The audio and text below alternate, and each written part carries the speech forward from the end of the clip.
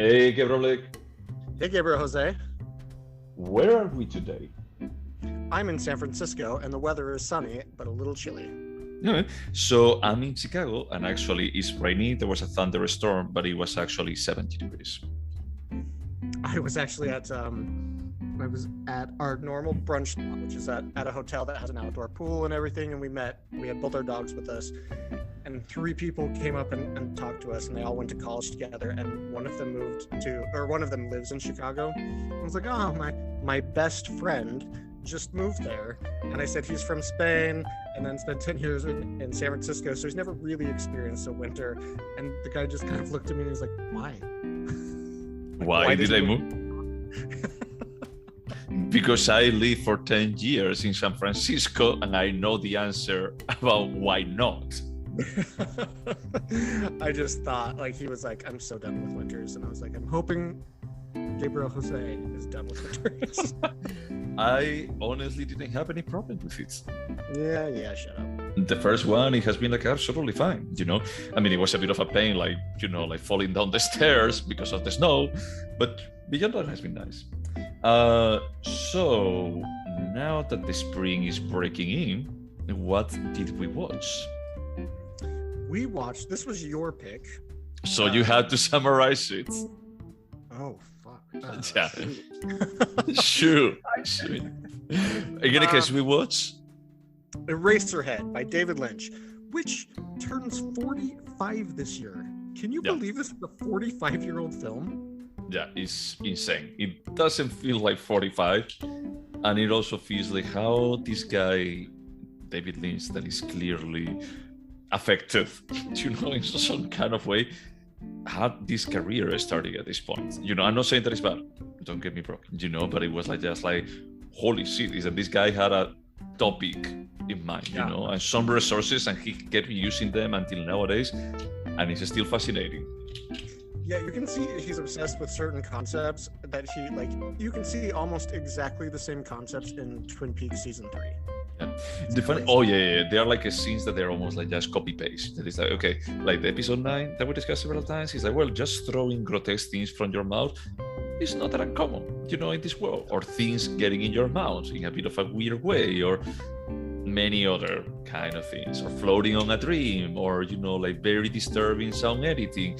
Is that episode, I just felt like many times, I just remember thinking about it when I was watching this movie. But the reason I wanted to watch it is because they were doing the Music Box Theater. That is a really nice theater here. So if someone from Chicago is listening to this and you haven't gone to the Music Box Theater, I don't even know what you're doing, like listening to this podcast. But they were doing a retrospective of David Lynch, like playing all of his stuff, like even some TV stuff that I had never heard about.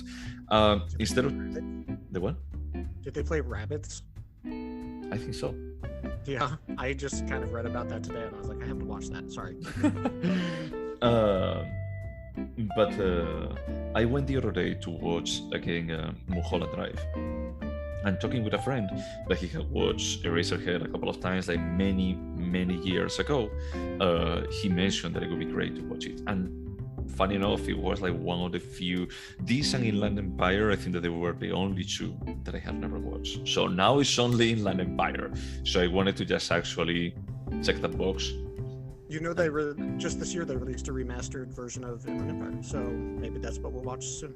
Yeah, and the thing is, like, some people were saying that this was maybe the reason why there was this rumor, like recently, that he was going to be like presenting a new movie in Cannes. But when they were like presenting the movie, because usually when they have like one of the retrospectives, there is like one organizer that goes into the stage, they open where it's like, well, we were doing the retrospective because we were assuming that he was done directing cinema, so this was everything that we could show from him.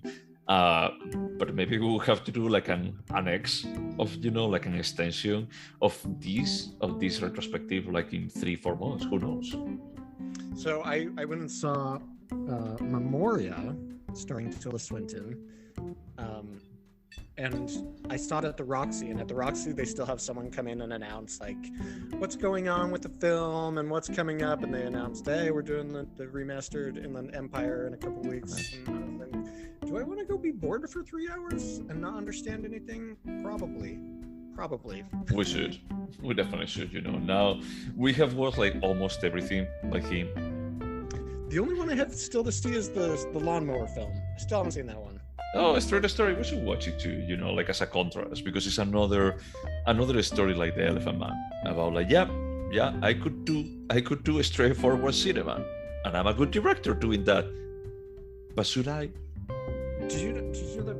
I think it was Mel Brooks saw Eraserhead, which is a student film, and was like, "That's the guy I want to direct The Elephant Man," and just gave him the job. Isn't that batshit insane? Yeah, because we were actually just checking. We were saying, it's like, well, but who were the actors? Like, wasn't it like, sort of like Anthony Hopkins? Yeah, and it was like, so this guy did this insane movie with very limited budgets, like pretty makes no sense whatsoever, and then he jumped to do like something like The Elephant Man that I think that is an amazing movie, but it's not on the style of anything else they have done. It's like pretty digestible with Anthony Hopkins at a point that he was already like really well renowned. There is like, and they knew that it's going to be an Oscar contender, and they just gave it to this kid who's made one film, and they gave him a huge film crew. Yep. So yeah. And the end result, we should watch it in any case, because I think there is like a good homage to the golden age of Hollywood, like in the early 80s. Yeah, early 80s, but the golden age of Hollywood for you. It's a homage to it, It was like 20 years before that, 30. But yeah, I really wanted to actually watch this and just using it as an opportunity to discuss it, because you always were surprised that I had never watched it. Yeah, Eraserhead was my gate. Oh no, we talked about this. I think Mulholland Drive was technically my gateway film for David Lynch, but then I saw Eraserhead and I was like, this guy is my soulmate. It's like David, Ingmar Bergman, three of us. Okay, that's my perfect threesome. Yeah. Right. So, what is this movie about? Okay, so this is one of David Lynch's more out there films.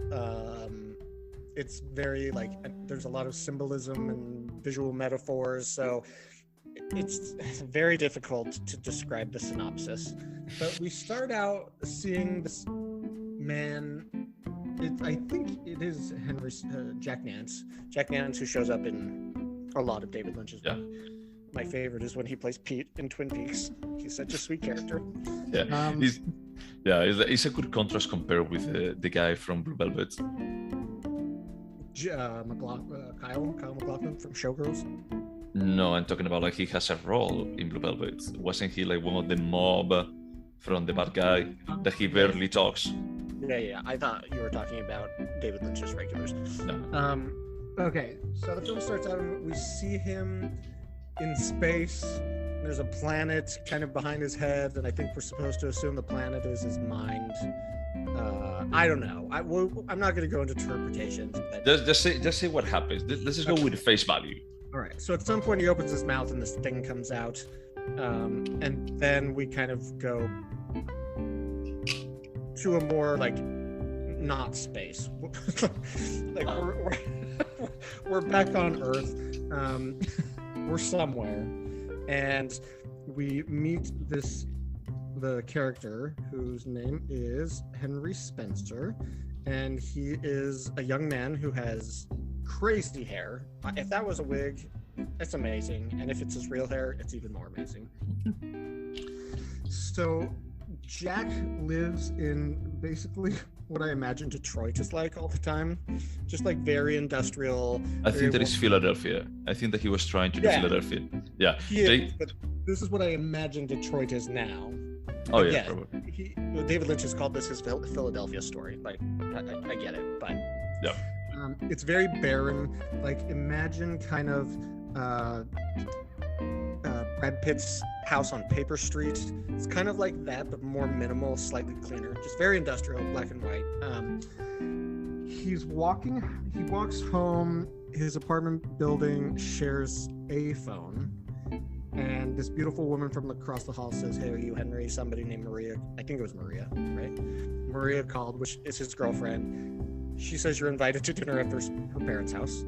So he goes to the parents' house, and the parents and the girlfriend are just insane. They cook a chicken and they ask him to The tiniest chicken ever for a family of 4. Yeah. They ask him to do the honor of carving up the chicken, but the chicken's still moving. I mean, it's a cooked chicken, but it's moving, and when he cuts it, like, it's in black and white, so we can't tell, but it looks like blood. We're assuming it. While the mother starts to have like some kind of seizure or an orgasm. Weird orgasm. Yeah, I was like, is she coming? Is that? So, as they're leaving, the mom kind of corners him and says, "Did you have sexual intercourse with Maria?" And he's like, "That's none of your business." And she keeps pressing. Oh, this is before or after she starts trying to kiss him a lot. It's very weird. And then she's like, "Well, Maria had a baby." And Maria's like, "We don't know if it's a baby. It doesn't look like a baby." And mom's like, "It's a baby. It's just premature. And you guys have to get married now." And Spencer's like, "Okay," like just no emotion.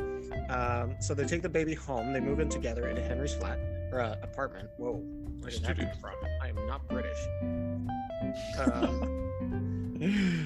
I've been watching a lot of BBC, so. So the baby is like a moist thing. It's just wet all the time, and it's crying and screaming. It refuses all food. Well, I mean, basically, after my adventure with the rabbits that I told you earlier, is that basically for me, that was like a skiing human being. So in real life, it was a deformed dead cow baby. Oh God. But it's deformed. It doesn't look like a cow, but it's a fairly disturbing little monster. Yeah, the only thing that it does is crying all the time.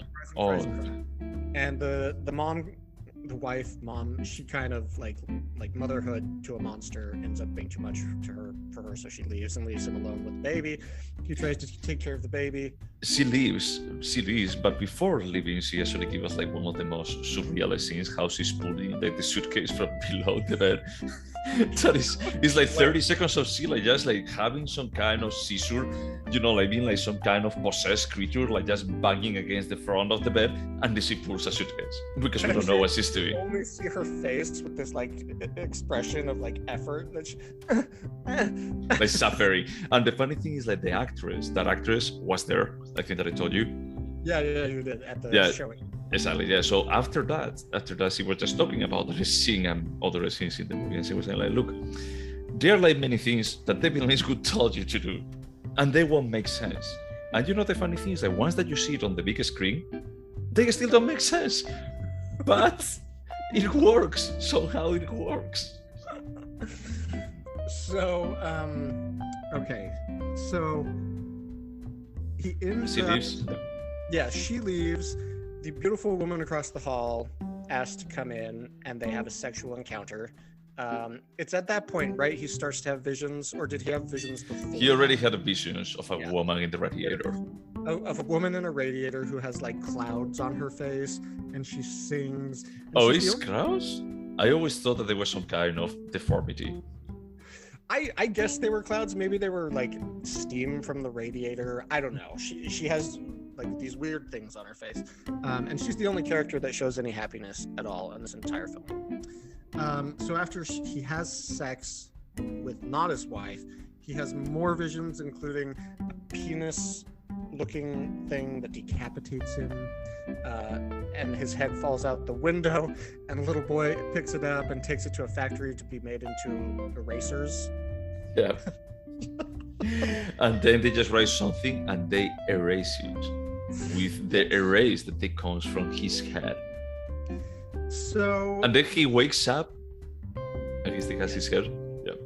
Yeah. So it was a vision or a dream or whatever. We'll get into interpretations. So he continues to take care of the baby. He continues to have one or two more visions. I think there were a lot of like, this film is very like stream of consciousness, which is why I'm having a hard time giving a synopsis, because it's like none of this makes logical or chronological sense. At some then point, we have like the singing from the woman on the radiator. There is a point, I think there is like just before he loses his head, I think there is she sings a song that is like in heaven everything is fine, Uh-huh. Yeah, which of course makes no Yeah, sense. you have your great things, and I got mine. And a very, very disturbing tone, but it's super catchy, that I surprised myself for several days, like just asking, like, in heaven, everything is fine. Which actually, I'm guessing, I don't know, but I'm guessing David Lynch wrote that because the electronic music album he released like 10, 15 years ago, like you can hear it in that song. So either he likes that style or he just wrote both. Probably. Yeah. So he continues to take care of the baby. It gets sick. It starts to have all these like boils all over its skin, and it's having a hard time breathing, and he gets frustrated. So the baby's always been wrapped in bandages the entire time he's known the baby. So he undoes the bandages, and it turns out he doesn't have any skin. It was literally just the blanket hold together, holding him together. And so we see his organs. He only has 2, which are clearly testicles. If we want to get into my interpretation, he gets super frustrated, takes the scissors he used to cut the bandages, and he starts cutting up the organs, killing his baby. The baby grows a huge amount all of a sudden, and then he's embraced by the woman in the radiator. Well, basically, doesn't something like the head start like just becoming giant? There start to be like just flashes of lights, and then it just basically explodes. Like that giant head, it breaks. We don't know what happened. Yeah, but then it goes to white, and then we see like the woman in the radiator hugging Henry. And she looks so happy, and he looks just as melancholy as he always does. Yeah. And then the end.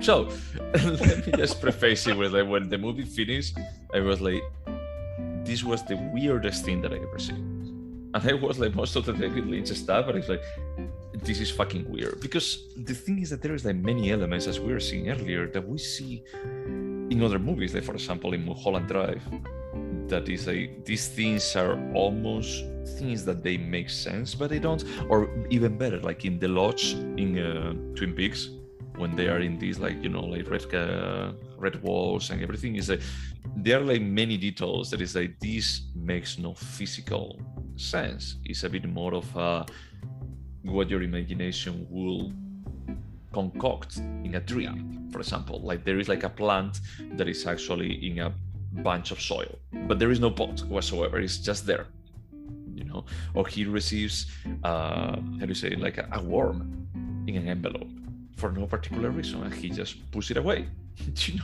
Is that the kind of logic that only makes sense in a dream? Yeah, there's all sorts of little things that like when we see the girl in the radiator singing, there's like what looks like giant sperm just like on the stage with her. Oh yeah, wasn't there a scene that he started like just like fingering his wife or something, and he started like just pulling like giant spermatozoids and throwing them against the wall? Was it the neighbor? Yes, the answer is yes. That scene existed. Yeah, I don't know. Yeah. I don't know. I liked this movie. I didn't understand it, but it's still a pleasurable experience to watch it, in my opinion. Yeah, I mean, it's a trip. It's basically a trip. It's like you can get like the general gist. I'm going to be like giving my general gist. It's like basically this is a nightmare. It's like from the beginning of the movie when we are seeing like him and the planets and everything, is like I think that he's just falling asleep at that point, and he's actually processing some kind of fear that he has in his real life about like committing, getting married, and having kids that he doesn't want to maintain, and being trapped on that relationship. And the idea of the second dream inside the dream, take that, Nolan, someone did it before you, it was actually the idea of, I wish that I could actually erase my mistakes, just wishing to do so with my head. And then, sorry, let me just finish. And then at the end, it's like the woman on the radiator, that I think that is random, that is on the radiator, but it's a dream. Is basically the idea is like, if you are like completely trapped, how do you get out of a situation like that? It's like, do you live with it for the rest of your life, or you killed your baby and you killed yourself? and then you are happy in heaven when you no longer have to just answer for that responsibility. So, when I really just genuinely don't understand a film, I try to go to trusted cinema resources and look at different interpretations.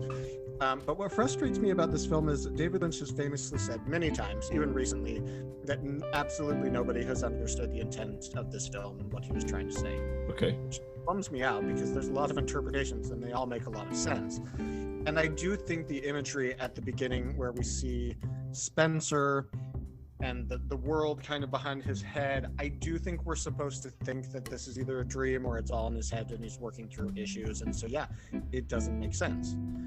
Just like many of our dreams make sense. My poor husband, I remember most of my dreams and none of them make sense, but I tell him all about them every morning and he just doesn't care.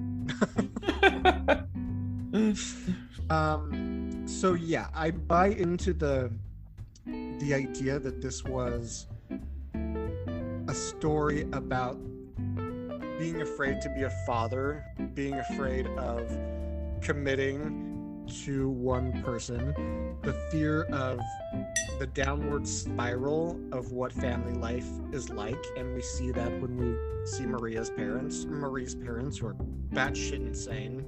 I don't know if he saw that as his possible future, not being able to take care of the baby not being what he wanted. Yeah. I buy all of that, and there's a lot of sexual metaphor, I think, like just the sperm, not actual sperm, but things that look like sperm being everywhere. The fact that when he starts to have the visions after cheating on his wife, and I'm guessing he feels guilty about that. At the end, when he stabs when he cuts up the organs that I think are testicles, the first thing that comes out is a white liquid, and then it turns red, like blood. Like, I think there's a lot in here that he was genuinely trying to express about sex and either the fear of it or the dysfunction of certain people when it comes to sex. Those are the readings that I buy into the most. I do think that he had an intention of saying something with this film. Obviously, nobody got what he was saying, but he had that, whatever he was trying to say, then he just added nightmarish surrealism. That doesn't always make sense. And there are red herrings in there that's like, this is literally meaningless, and this is something that's meaningful. Figure out what's what. I can't. No, I mean, to be completely fair, I feel like it's a bit unfair that it has been 45 years since this movie came out. If you're the director, I think that you lost any kind of right for saying, like, people didn't understand my work.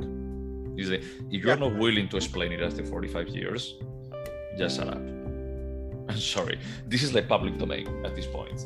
People who realize. At least with Mulholland Drive, he gave us clues. He didn't bother. Well, but the thing with Mulholland Drive is, I think that you can understand like the gist of it. You know, you can understand the gist of it without any kind of hints. It's like maybe there is going to be like some pieces, like why do they have that dream?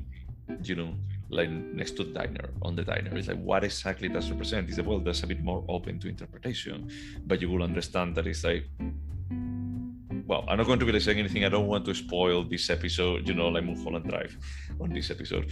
But there is a bit more of you can understand the elements, and I think that you can understand like the general elements here. I think that most people may agree on that. There may be some people that they may push it and try to explain why there is a woman on the radiator, you know, like what that kind of stuff represents, or why does it have like this kind of disturbing sound editing that I find fascinating. It was uncomfortable to watch the whole freaking time.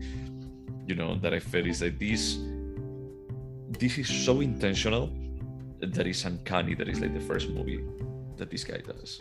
It reminded me a bit of the first movie from Nolan and from Aronofsky.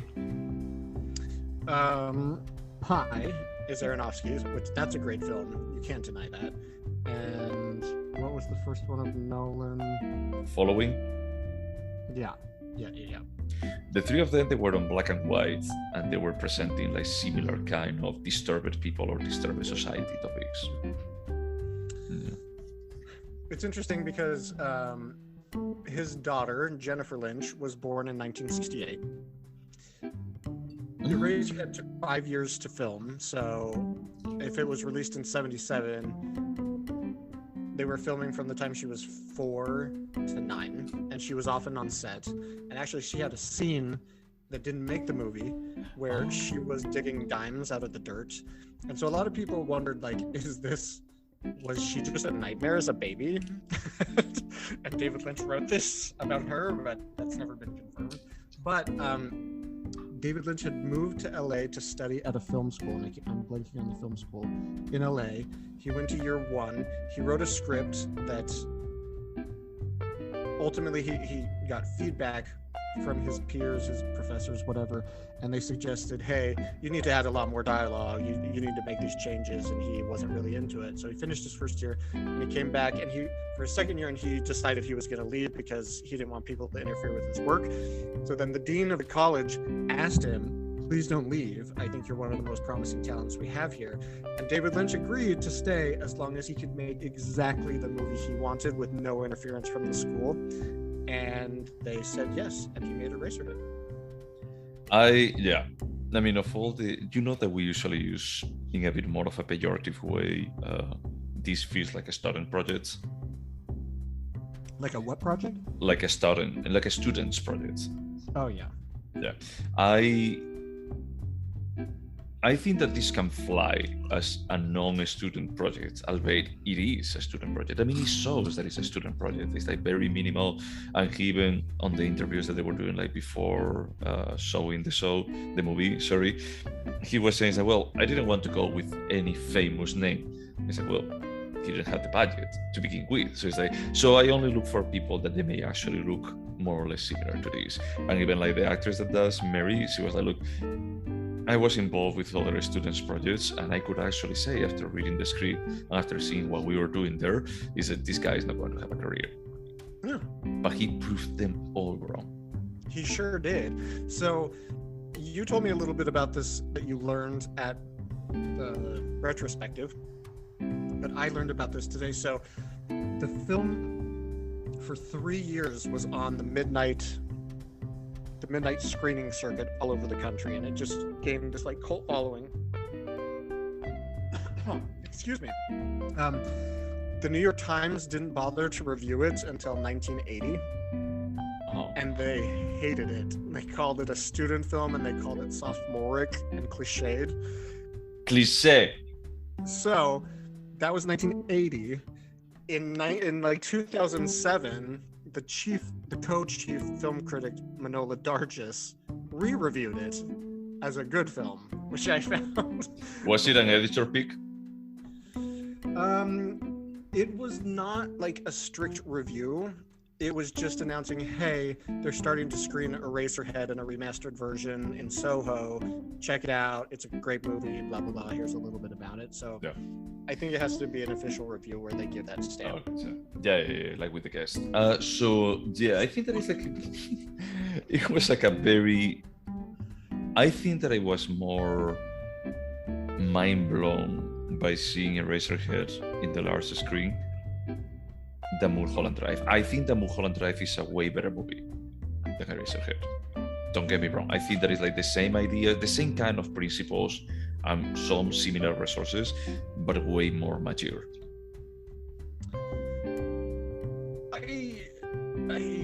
There's something in me that wants to disagree with you. Yes, it's like more polished, not more mature. Polished, yeah. For sure, but like we always like to bring up the example of Steve McQueen because he did Hunger, same. He did Hunger, 12 Years a Slave. He did Shame, and those were films that we liked much more than his polished Oscar winner 12 Years a Slave. Yeah, but there is a reason for that. It's because Steve McQueen plays it safer as his career progresses. And David Lynch, all of his career, he's like, I don't fucking care. I just do whatever I want. Yeah, no, that's a good point. I feel like, I mean, I must like Mulholland Drive more because I've seen Mulholland Drive like 5 times, and this is my second viewing of Eraserhead. The last time I watched Eraserhead must have been circa 2006, 2007, and I remember really liking it, but I never felt compelled to watch it again. Where Mulholland Drive, I will probably watch that again in the next year. So, Yeah, no, I mean, I'm willing to watch like Mulholland Drive once a month, almost. It's like for me, it's like on Friday, I was still like mind blown. So, dear audience, you know that we had like a small hiccup, you know, that's the magic of our diaper turn into a Zoom call. But we're talking about like just seeing like Mulholland Drive on the big screen, and the only bad part is that these movies, David Lynch movies, they are like so layered.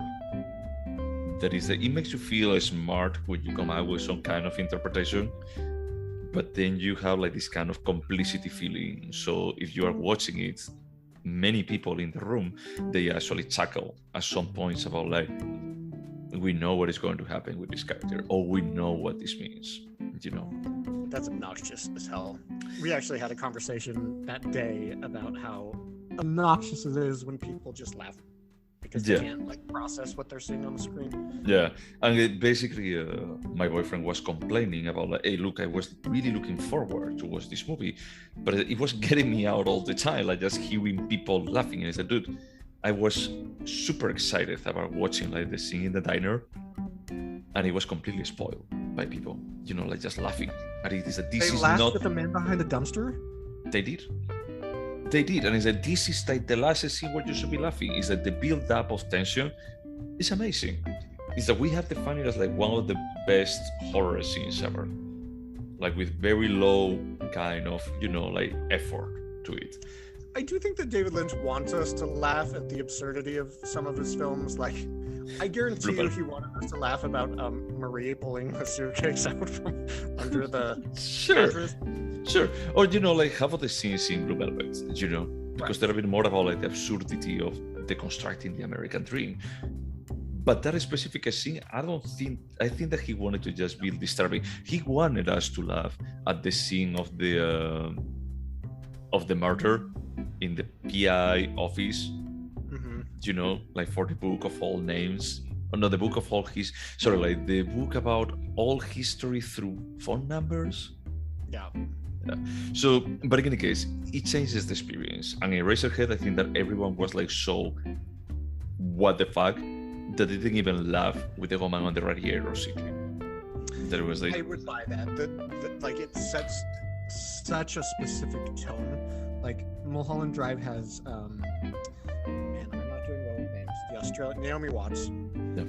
She's like a goofy, naive character you're supposed to kind of laugh at. So like it sets this tone where you can laugh. Eraserhead doesn't set a tone where you can laugh. Even when there's something funny on the screen, it just doesn't feel right to laugh. No, that's completely fair, and that's one of the things I have to say. I'm tempted almost to go back and revisit my score about Mulholland Drive, because what I felt is like this is like the second best movie about Hollywood, with the first one being Sunset Boulevard. Named after streets. Exactly, and they actually saw like one of the first streets. Actually, Naomi Watts' character leaves the house of the aunt is in Sunset Boulevard. Yeah, so they saw like the sign about like, look, these two movies are about like deconstructing like the Hollywood dream and the image that they portray, you know, and how they present like at the beginning Naomi Watts is like, yeah, I mean, you can laugh at her, you know, like being so chirping and so amazing and everything, and it's a parody about that, you know. Eraserhead, I think that is a bit more visceral, a bit more raw, a bit more of a this about concepts. It's not about like a specific characters. And Mulholland Drive, you can say that is like, hey, this is a story that you can translate about a general idea that is like, well, Hollywood is not what it looks like. But I think that he tries to be more universal in Eraserhead. So, just because I was researching the film today, I found this amazing quote from David Lynch. I'm going to butcher it. This is not verbatim, but when somebody asked him what Eraserhead was about, he says, it's a dream, or maybe he said nightmare. He He said it's a nightmare about awful and pleasant things. And I was like, yeah, you established that pretty well. Yeah, I mean, that was the part that we could all agree on, because nothing makes sense. Yeah. But the funny thing is, it's magical in some kind of way that he could transfer that kind of feeling of having a nightmare that is like this underlying dreadful feeling so well into a movie. And I think that that's like his sign of identity, is like all of his movies have a bit of that, because Blue Velvet, we mentioned it, there is a, hey, this is about like just showing you like a perfect American reality, and there is this dreadful feeling below. Twin Peaks is about like a perfect city, where like there is this dreadful feeling below. It's about like this impeding thing that is wrong. And in this, it's like the sound design from the beginning, it makes you feel uncomfortable. You don't have to wait until seeing the baby for just seeing like, this is fucked up. Yeah, the same with The Lost Highway. Yep. Wild at Heart, less so. That doesn't feel like a dream. But yeah, like this is a concept he likes to explore. Like how our mind can interpret real world things and churn them up into fucking horrifying, terrible things in our mind that address like our deepest anxieties. Yeah. So I honestly think when I was like, I wanted to see like the Woman on the Radiator singing again. So I went to HBO to watch it again, and I was like, oh yeah, that's right. It's like a Criterion Collection movie, you know? And there are like sometimes that I have my doubts about like, why did you pick... Like Armageddon, exactly. It's like Armageddon. Sometimes I have my doubts about like, what the heck were you thinking, or Election? That I love Election, but it shouldn't be a Criterion Collection movie. Go down that road. Move on. We can watch it if you want. It's like, you know that I like it. I think that it's smarter than it deserves. But dude, it's Election. You don't respect comedy. You just don't respect comedy. That's not a comedy. I feel terrible at the end. Okay, that's going on our to be watch list. Okay, it's already there, believe me, and we have like just, like thought about it several times. But what I mean is like, I just felt is that, okay, this, if I had to choose like a couple of movies, I think that is a Fire Walk With Me is there, that I used to demonize that movie about like, that was not good because it doesn't solve all the Twin Peaks stuff. But how is used for connecting the second series is it's a masterpiece.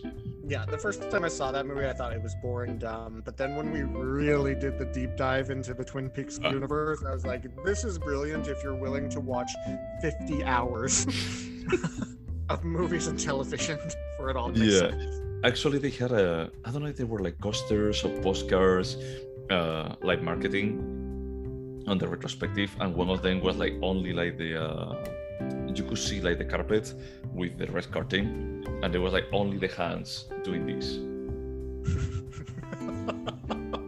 There it was like, yes. It was so stupid, but when it actually connected, it was like, you're a genius, David Lynch. You're like a stubborn genius for just making this happen. I hate how every time we watch a David Lynch film, which David Lynch is in the top 5 directors we name on this. It's definitely Lars and Haneke first, but then David Lynch is definitely in the top 5. Yeah. Every time we watch a David Lynch film, I'm like, I need to go back and rewatch all of Twin Peaks. I'm like, no, I can't let this consume the next 2 months of my life. No, and the problem is that it's not the kind of stuff that you can watch on the background if you want to actually just connect it. I mean, I can tell you that is when we watched Mulholland Drive, I was explaining to my boyfriend about like, look, this was supposed to be a spin-off from Twin Peaks many years later, and it was supposed to be Audrey going to Hollywood for just. I was like, God, should I rewatch it with him? And it was a part of me was like, yes, you should. Another part is that, dude, remember the second season. Remember Windmill. It's that just move on with your life. So this is going back to something we were talking about a few minutes ago. We have the question, would you turn this into a TV show? And I think Mulholland Drive is like nearly perfect. But the scene about the man behind the dumpster, no scene has ever made me want to see like 15 more hours. I want to see what David Lynch had planned for the man behind the dumpster because it would have been amazing. Yeah, no, definitely. And I think that I answered yes to that one, like definitely yes, from the perspective that is that, look, this was supposed to be a TV show. These are the 2 first acts of this well, these were like definitely going to be like just the beginning, the pilot of this. And it's like he actually closed it in a masterful way, like with the third act. But it's like, just imagine that this is like just the beginning. Imagine that it's like the cowboy is going to be like showing one more time for Justin to Ross, It was Showtime that shelved the pilot, right? And it was also Showtime that brought back season 3. No, I thought that it was ABC, the one that solved Mulholland Drive. Well, Because seeing that Twin Peaks was not in Showtime. Showtime didn't exist back then. Showtime is the one that actually says like, yeah, we're going to be like giving you a blank check for doing the third season. yeah, well, I just feel like Showtime. Anyway, this is more about Mulholland Drive than Eraserhead. I really liked it. I liked it a lot. It disappointed me that I feel like this film is absolutely open to whatever interpretation you want to look for. It's that kind of vague in its metaphors, but it disappointed me that he was like, no, nobody's ever got this right. Like, fine, Yeah. not even try to understand it. I'll just enjoy the weirdness of it. Yeah. I will be fine not understanding everything. So should we go over the questions? Let's do it. Would you watch it again? Yeah. It wouldn't be soon, maybe in a year or two, but yes, I would watch it again. Maybe longer than that, but I'll always be open to watching this. Yeah, I didn't go with my boyfriend to watch this one, and I was like, I wish that I should have watched it with him so we could just discuss about it. I was like, I'm not going to be like watching this like next month. I'm sorry if he wants to see it. He's, absolutely fine. I need a rest. I need to actually just like prepare myself for this. At the very least, it's 128 minutes or 129, I think. That's like digestible. Anything under 90 minutes, I'll usually see a chance to. Yeah, it's 90 minutes only. That's fine. Would you recommend it? Yeah, I would. Not as like an intro to David Lynch film. That would be like, hey, I've seen Mulholland Drive, I've seen Blue Velvet. I want to see more. Yeah. I would say watch Dune, and then watch Eraserhead. Dune is like, if you really like David Lynch, you would put up with this. No, I would definitely recommend it. And I honestly, it's not the most palatable of his movies, but I think that is probably the most primal for just defining who he is as a director. Is that there isn't... I think it's the rawest look inside his head. Yeah. It's not the most polished, you're right, but you get to see behind the curtain what's going on up there. And it doesn't make too much sense, and it's a bit worrisome, but could you remember it? Yeah, I was actually quite surprised about how much I remembered just from like 17, 18 years ago. There were things that I had forgotten, like the woman across the hall, but overall, I remember the baby. I'll remember it. Yeah, I had the feeling that there's many things in here that they're going to be like hard to forget. So at least as of today, I think that I'm going to be remembering a lot, because when you were describing it, it felt like, yep, I just watched it like 30 minutes ago. It has been a couple of takes only, but it's like, it has like some very, I don't know, characteristic or unique iconography that is going to be like hard to forget. As far as I and that sound design, it's just incredible. Yeah, I told you about this. That is like people talk about Irreversible and about like the sound editing that they did, especially on the first part when they're on the sex clubs, for making everything feel uncomfortable, making you feel not okay with what you're seeing. This is the whole movie. The whole movie has like some frequency always on the background that is just, I don't know, it's like a nightmare. It makes you feel like you are in a nightmare, and there is something that makes you feel bad about it. And I think that's what he wanted us to feel. Yeah, but for being like the first show, the first movie that he ever does, that's super smart, like super well made. I was reading the extremely small crew he used to film. it was like 4 or 5 people, and one of them was a sound engineer. And clearly, that was like a big thing for David Lynch, and it definitely worked. It worked well. I think that we already answered this, but is there anything artistic about it? Yeah, I mean, just like we were just saying, a raw peek into David Lynch's brain. It's scary and artistic and beautiful and horrifying and menacing, and yes, the black and white was great. Even the special effects I thought were great. I was blown away by when he was beheaded and the head fell down to the street. I was like, this looks really real for a low budget film. Yeah, I mean, it's pretty clear that they knew what they were doing. You know, that it's like, this is a student film, okay, but it's like from someone that has a vision and someone that understands the medium in a way that is not normal for someone that is still studying about that medium. Yeah, it was definitely very clearly, in my opinion, just from what I've read historically, a new voice in cinema that a lot of people recognized immediately. They're like, this guy has something, it's new, we've never seen this before. Do you know what I think that it will be? Well, I mean, it's true that David Lynch is like new, something that we had never seen before, because I was trying to think, like, what other directors are there, you know, or they were there that they were of this style, because I was thinking, like, well, Fellini was also like just pretty strong into iconography, but this is taking it to a different world, you know. It honestly reminded me a lot about the Cabinet of Dr. Caligari and how that was kind of the first of its kind. I feel like you couldn't apply a genre, maybe surrealist horror film, I guess, but this, I think, was the first of its type of film. I thought about the Cabinet of Dr. Caligari. I don't want to spoil the movie here, you know, so let's just say that I felt like there is a bit of iconography. David Lynch is like way more intentional about like what he's doing in here, but I repeat what we said on that episode of that movie has influenced like movies to nowadays, and I think that Eraserhead is like strongly influenced, you know, like from the Cabinet of Dr. Caligari in some of the themes and some of the approaches that it does. And the like dreamlike nature of the city they were in, I completely agree. And I'll say it again, I swear to you, I'm going to make you watch that Ingmar Bergman film that I think David Lynch has seen 1,000 times. Okay, sure. As long as it's not like that one that lasts 10 hours, that's fine. It's 90 minutes. Ingmar Bergman was great about 90-minute films. Except that one of 8 hours. That was a TV show, though.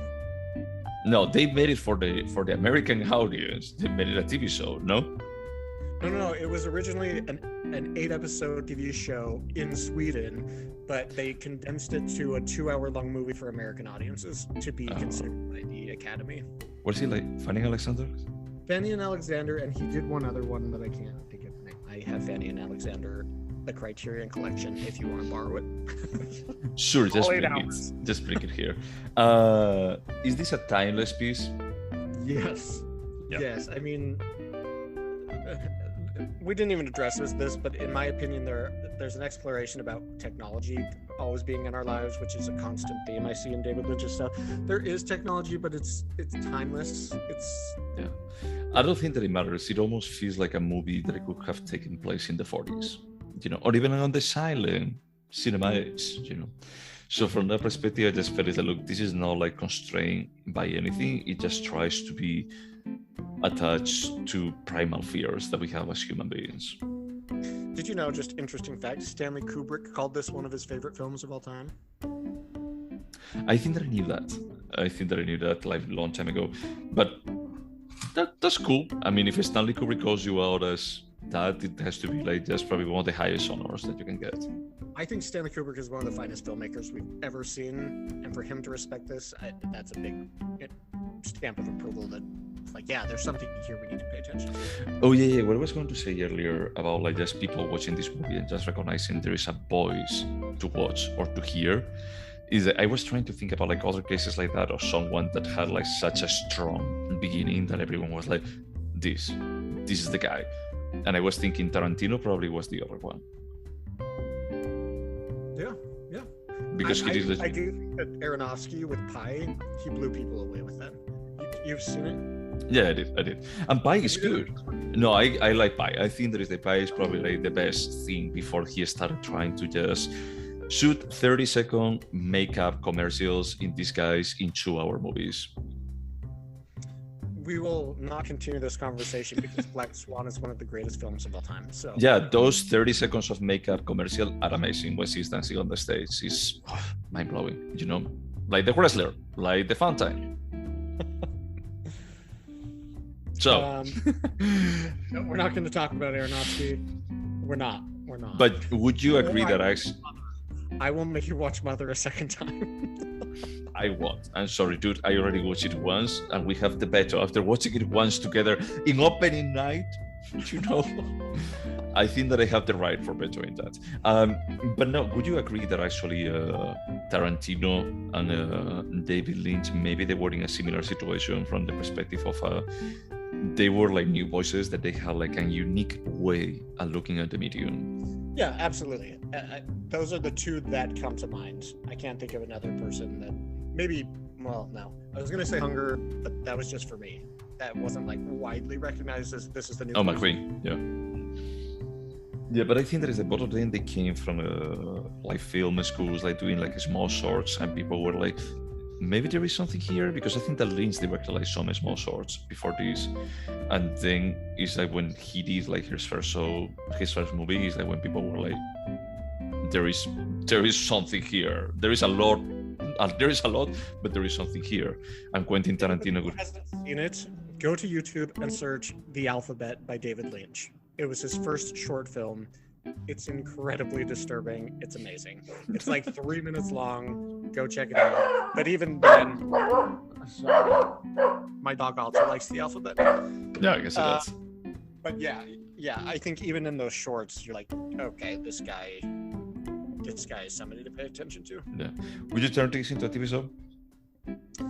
No, I wouldn't change a thing about this. Not a thing. Gotcha. Okay, so you already gave me the answer for, do you think that this movie could have been better? I don't know how you improve what's in David Lynch's mind. I don't. I would never dare to tell David Lynch you should have done this or this. Just show me exactly what you want to show me and I'll watch it. Yeah. For me, it's the same. I wouldn't turn this into a TV show. I think that is like the length is absolutely perfect. I don't have like any desire for watching anything else. I mean, not because it's bad. It's just because it's good as it is. Yep. And I wouldn't change anything. As I said, it's a unique gem that it has like its value in its own. There is nothing that I would actually just change and just make this nightmare fall apart. So before we score, actually, I think that I should ask you if you remember any of the movies that we talk about. I really hate this part because I never remember anything about the movies. Did you remember the movie Dear Comrades?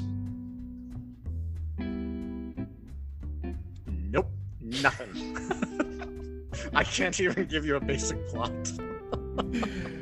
I had to say that I don't remember much. Well, I remember that it's like based on a real shooting that it happened in Russia, in the communist Russia, where they were doing, I'm starting to remember, they were doing like all the workers, they were just starting to do like some kind of unionization, or they were trying to rebel and going on a strike. And then the army went there and they shoot them down. And they murdered everybody. And yeah, I'm remembering the film now. I didn't connect strongly the title to... I do remember that plot very well. Like, people were like dying in the streets and being shot, and the Communist Party was covering it all up. They completely isolated the region, and yeah, I do remember that, not the title. Yeah. I had to say, like, when I asked you, I didn't remember like the movie until I second later. It's like, oh, wait a second, I know what it is. So should I write yes or no? Yes, say yes. I just didn't connect the title with the plot. Okay, all right. I will give you that. Thing. Okay, so should we score the Eraserhead? We should. I genuinely have no idea what to give this movie. I have something picked out. I'm just gonna go with an 8.5. This is a great movie. There's flaws, but for whatever flaws it has, it makes up for in imagination and execution. Yeah, my score is an 8.25. I cheated because I went to check what I gave to Blue Velvet. And it's like, I don't feel like this is as good as Blue Velvet. It's close, but it's like, it's less ambitious, you know? I think that Blue Velvet, what it does is I love like movies that they're a bit more about like deconstructing the American dream in creative ways. And I think that this one is a bit more like a universal story. Not that it's bad in itself, but it's like, I don't think that it's as mature or as the realization is as strong as Blue Velvet. It's super strong. Don't get me wrong. That's right. I see it. Yeah. So for me, it's an 8.25. So for next time, it's my pick. So I actually saw a movie in theaters last year that I absolutely loved, and I don't know why I didn't tell you. I must have told you about it. I must have just said, hey, I saw this movie. I think you would like it. But you never saw it. And then Hulu was like, hey, watch this movie. And I was like, I've seen that movie, and now Jose can watch it. We're going to watch a movie called Mass. It came out in 2021. I'm not even going to give you more information about it. I just talked about it this week. I should. Okay. And to everyone out there listening to us, thank you so much. And anything that they should do? Wash your hands. Maybe. I don't know. Wear a mask. Or not. Yeah. Who knows what the right thing is anymore? Yeah. Well, just survive and keep listening. Okay. Bye.